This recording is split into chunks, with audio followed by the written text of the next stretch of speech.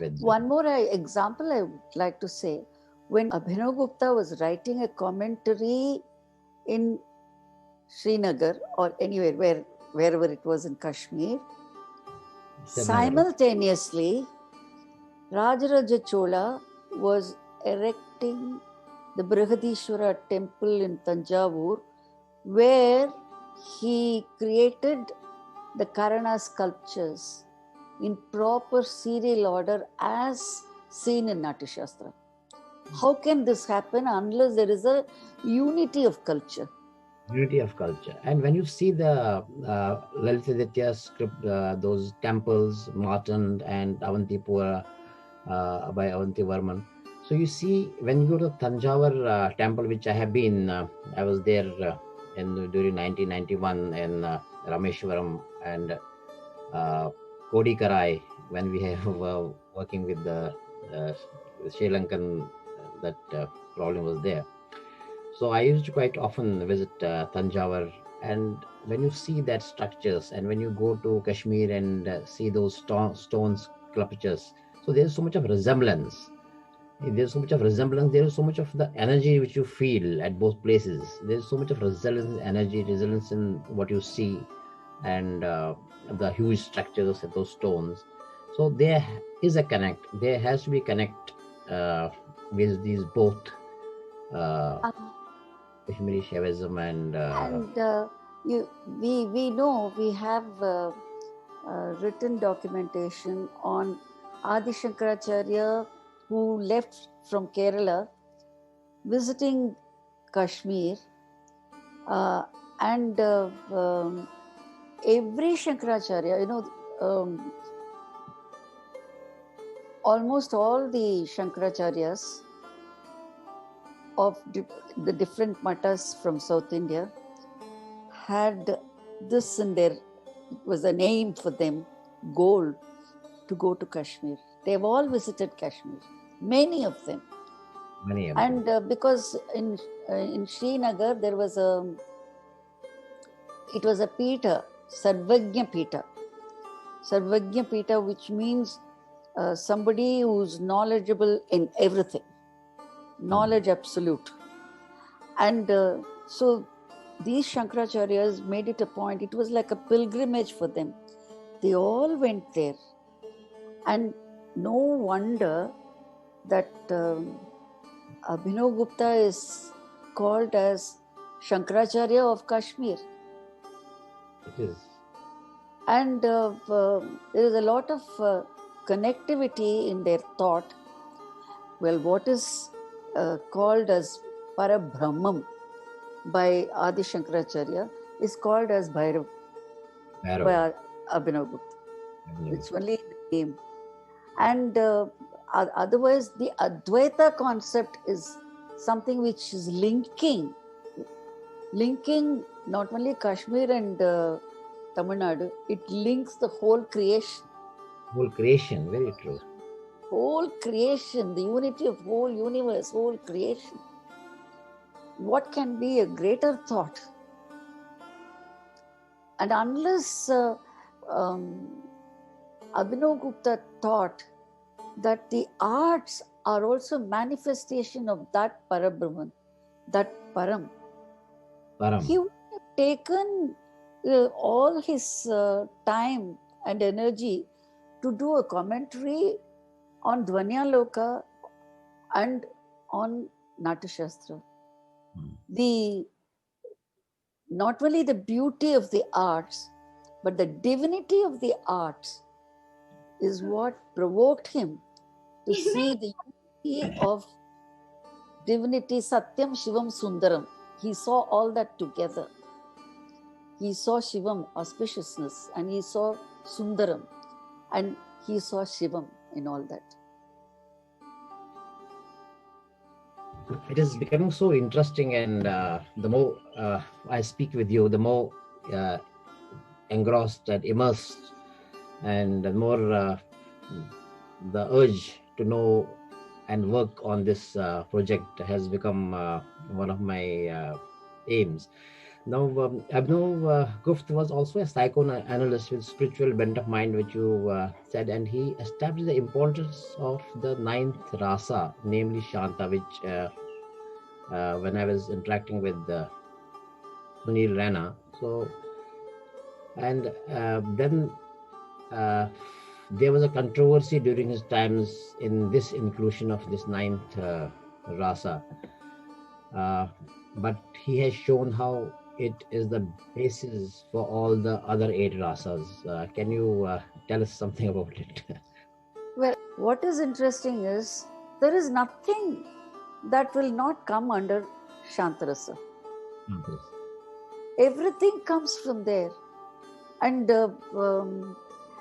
in fact, you will be very surprised to know that the 68th Shankaracharya of Kanchi Kamakoti Peetham, he was a centenarian sage. He lived for 100 years. He has written he has spoken, and that has been recorded and published in 7 volumes as Voice of Divinity. And he has a whole chapter on Abhinav Gupta. Oh. It's in Tamil.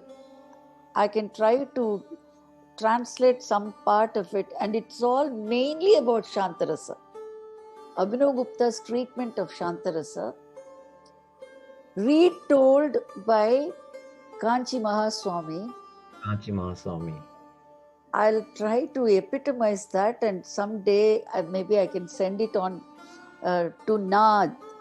You have a beautiful magazine. I must congratulate Sunil ji for that wonderful magazine. Why I'm saying is everything is emanating from Shanta only. And Kanchi Acharya has shown how there is Vibgyor. You have the colors. But when you put all of them together, it becomes white. Yes. And Shanta is white. And it's a source. That light source is Shanta. And only from there, you get the spectrums. From light, you get the spectrums of colors. And so you see, when you dissect, you see the differences. But when you see it as a whole, you have nothing but that Shanta. And that experience of Shanta is the rasa, the only rasa. In fact, rasa means I believe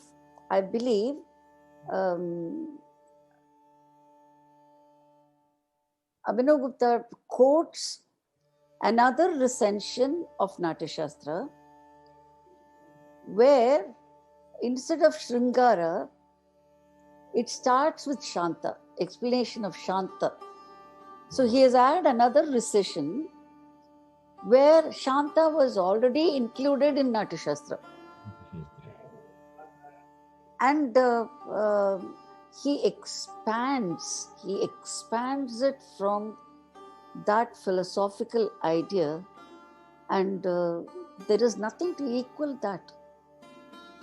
It was just not an intellectual exercise. It's much more. It's a spiritual awakening. It's a spiritual experience. That is why you have the word in the Upanishad, Raso Vai Saha. Rasa is that very Almighty. And Rasa Gihyevayam Labdvanandi Bhavati. Anyone who obtains that rasa yearns for nothing more. Ananda is already there. It's only a revelation of the spirit, which is Anandamaya Kosha.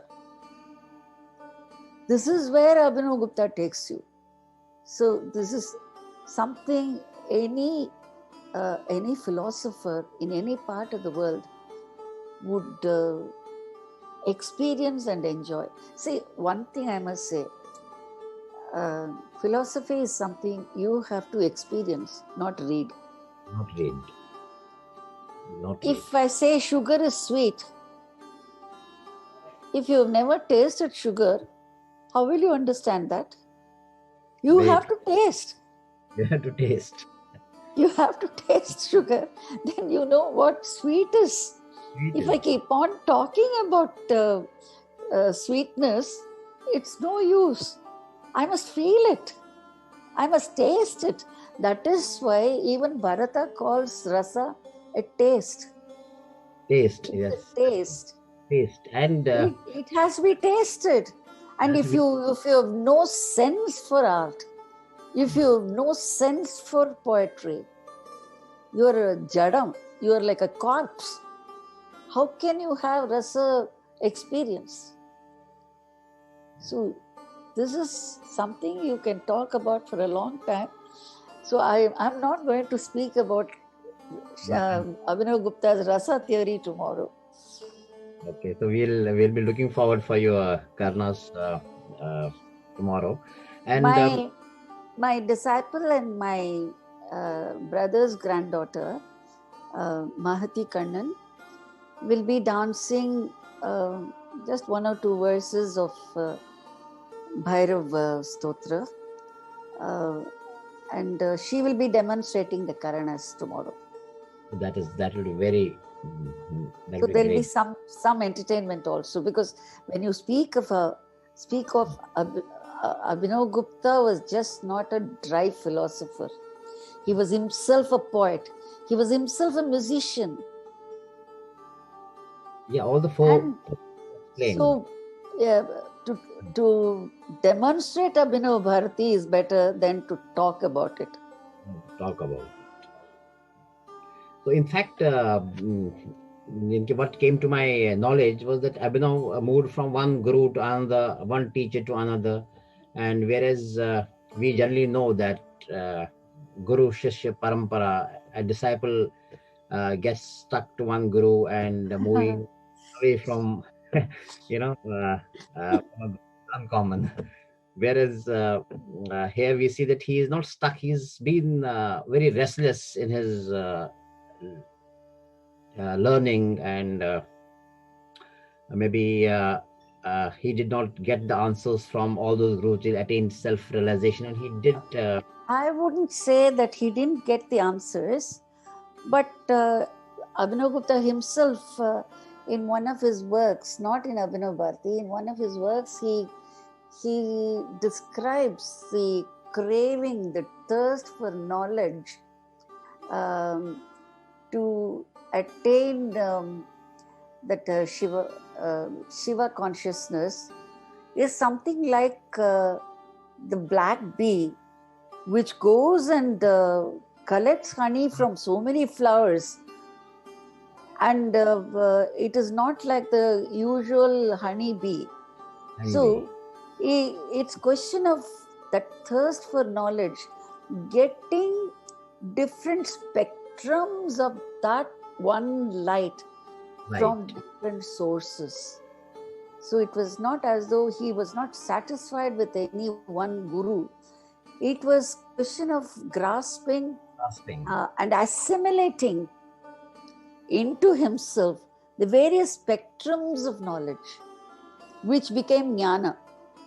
Mere Shastra became Veda into him. When he got dissolved in them, it became jnana. The whole. One whole. So it has been, Dr. Padmaji, it has been very an exciting day for me, and I'm sure for the listeners also. It is going to be a great depth of knowledge which we got it from you today, and we are so much thankful to you for being part of this small initiative which we took, and we'll always be indebted to you for understanding, for taking this into practice of the Abhinav Bharata, which you have written quite in detail in one of your papers, when chapter wise, where you have put your thoughts on it, and how you have been working and reconstructing the karnas. Though I have again read from your work only that 108 is an auspicious number. That is why 108 karnas. But now there are much more karnas which are there, but we call them desi karnas. And a lot of work you have done, and we will be looking forward for your interaction tomorrow. And thank you so much. Isn't it a great coincidence that tomorrow happens to be Nirjala Ekadashi, which is Abhinav Gupta's Jayanti, and also International Yoga Day. Yes, it is a very pleasant coincidence. And it is also interesting, probably Abhinav Gupta Acharya is blessing all the people, the exodus who came out of Kashmir. I think their problems will be solved very soon. It's very interesting to read the newspaper today. Our revered Prime Minister has asked for a meeting of all the political leaders to come to his home on 24th, just 3 days after the Jayanti of Abhinav Gupta, for some important discussion. God knows what is going to come out of it. Let us all pray to Abhinav Gupta that Kashmir should again regain all that glory, all that spiritualism, all that culture. I pray. I pray to all of you whose origin is Kashmir. And don't think I have nothing to do with Kashmir. Maybe I was also in Kashmir in my previous janam. Namaskar. Namaskar, Namaskar. Namaskar, Padmaji.